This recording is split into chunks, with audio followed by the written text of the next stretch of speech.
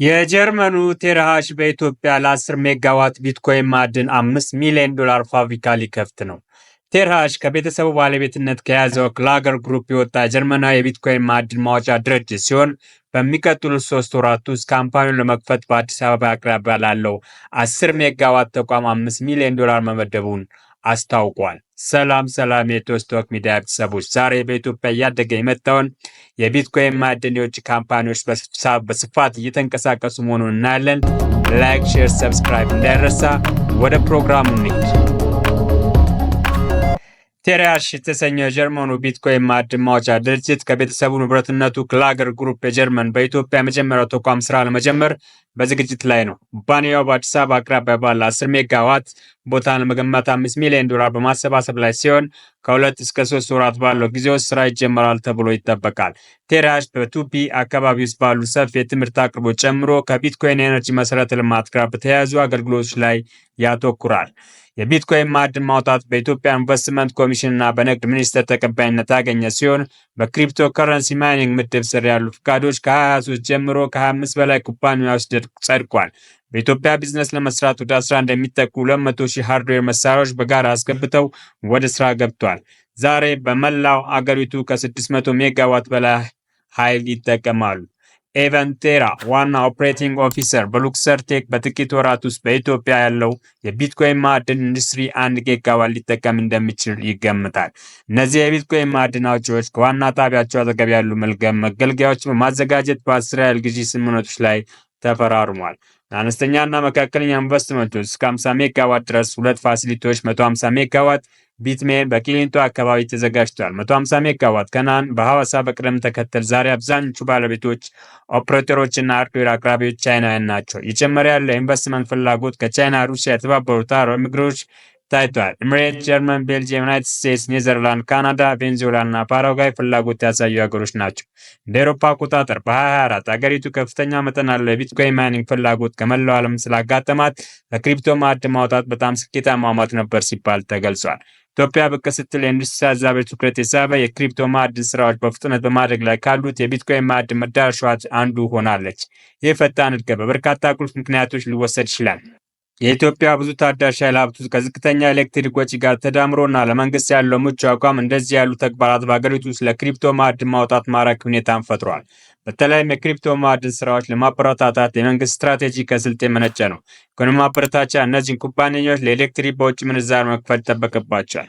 ሀገሪቱ የረዥም ጊዜ ችግሮች ላጋጠማት የውጭ ምንዛሪ ማመንጨት እድልን ይሰጣታል። የውጭ ምንዛሪ ፍላጎቶች በእነዚህ እድገቶች ምክንያት ኢትዮጵያ አሁን 2.5% ገደማ ከቢትኮይን ማዕድን ትሸፍናለች። የዓለም አቀፍ የቢትኮይን አውታረ መረብ የሃሽ መጠን ተጨማሪ የውጭ ክሪፕቶ የማዕድን ኩባንያዎች ወደ ገበያ ይገባሉ ተብሎ ይጠበቃል። ኢትዮጵያ ከዓለም አቀፍ የቢትኮይን ሃሽ ተመን ድርሻ የበለጠ ሊያድግ ይችላል። በዓለም አቀፍ የእውቀት አጓጓዦችና ኩባንያዎች አውታረ መረብ ቴራሃሽ ለደንበኞች በጣም ጥሩ የተሳትፎ አማራጮችንና በሚተዳደር የማዕድን ቁፋሮ መስክ ውስጥ ያሉትን የስራ ሁኔታዎች ለማቅረብ ለሁለቱም ሃሽ ሬት እና አስፈላጊ ሃርድዌር በቀላሉ ማቅረብና ደህንነት የጠበቀ ግልጽ መዳረሻ መፍጠር ያረጋግጣል። ተጨማሪም ቴራሃሽ የማዕድን ፋሲሊቲዎችን እቅድ፣ ምንጭ፣ ትግበራና አሰራር ወደ ነባር መሰረተ ልማት በማዋሃድ ድጋፍና ስልጠና ይሰጣል። ፍላጎት ላላቸው ወገኖችና ስራ ፈጣሪዎች መረጃ ላይ የተመሰረተ ውሳኔ ለማድረግ የሚያስፈልጋቸውን እውቀት ለማቅረብ ቴራሃሽ በቦታው ላይና ዲጂታል ወርክሾፖችን እንዲሁም አንድ ለአንድ ቪአይፒ ጥቅሎችን ያቀርባል። የቢዝነስ ማሰልጠኛ ማዕከል የወጣቱን ኩባንያ ፖርትፎሊዮ በሚገባ መልኩ እንዲያዘጋጁ ድጋፍ ያደርጋል። የማዕድን ተቋሙ ከሁለት የሀገር ውስጥ አጋሮች ጋር አብሮ እየሰራ ይገኛል። ቴራሃሽ ወደ ኢትዮጵያ እያደገ የመጣውን የቢትኮይን ማዕድን ኢንዱስትሪ መግባቱን ያሳያል። ሁሉም ነገሮች እንደታቀዱ የሚቀጥሉ ከሆነ ኩባንያው ስራዎችን ወደ 60 ሜጋዋት ለማድረስ አቅዷል። ይህም ከ40 እስከ 60 ሚሊዮን ተጨማሪ ኢንቨስትመንት ሊጠይቅ ይችላል።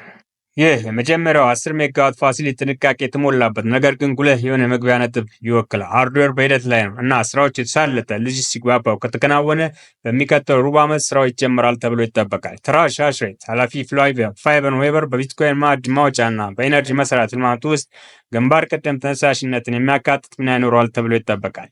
ስኬት መስፋፋትን ሊያረጋግጥ ይችላል። ይህም ተጨማሪ ኢንቨስትመንት ያስፈልገዋል ሲል ተናግሯል።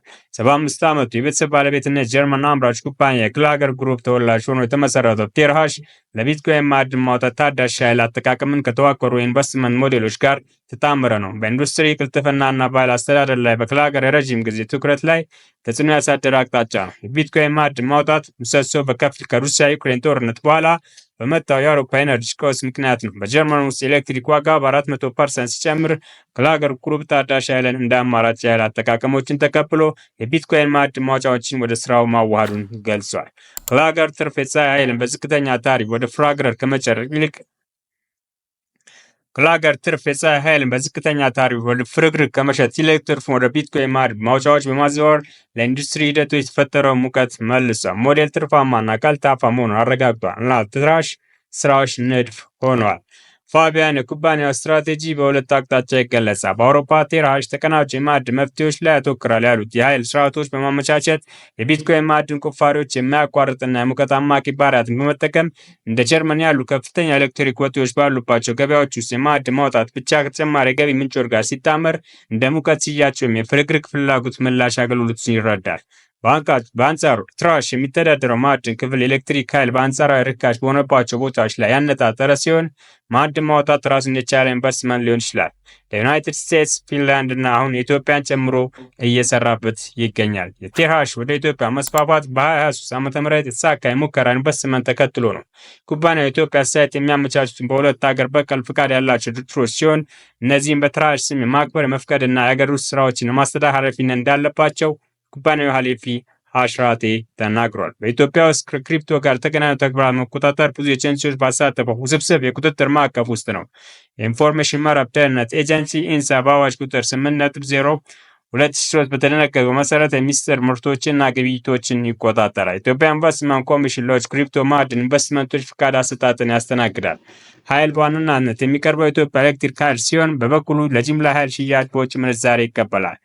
ቴርሃሽ ፍቃድ ባለው የሀገር ውስጥ ቅርንጫፍ በኩል የሚሰራውን የኢትዮጵያ አዲስ ክሪፕቶ መቆጣጠሪያ ቦታ በራሱ አይጠቀምም። ምንም እንኳን አንዳንድ በቂ ያሉ የቁጥጥር ጥርጣሬዎች ቢጠቀስም ይህ አካሄድ ኩባንያው ታዛዥ ሆኖ እንዲቀጥል እንደሚያስችለው ፋቢያን ተናግሯል። የእርስዎ ወረቀት በትክክል ኢትዮጵያ ውስጥ ካለ በአስተማማኝ ሁኔታ ላይ ነው ያለው። ሆኖም በማዕድን ቁፋሮው እንደ 15.5 ተጨማሪ እሴት ታክስ ያሉ አዳዲስ ታክሶች እና በኃይል ዋጋ እና በገቢ እቃዎች ላይ እርግጠኛ ለመሆን ጨምሮ አዳዲስ ስጋቶች ጠቁሟል። አይኖቻችን ከፍ አድርገን እየገባን ነው ሲል የቴርሃሽ ካምፓኒ ተወካይ ተናግሯል። ቴርሃሽ የመግባት ሂደት በዓለም አቀፍ ማዕድን ኩባንያዎች በብዛት ወደ ኢትዮጵያ እየጎረፉ ባለበት ወቅት ነው።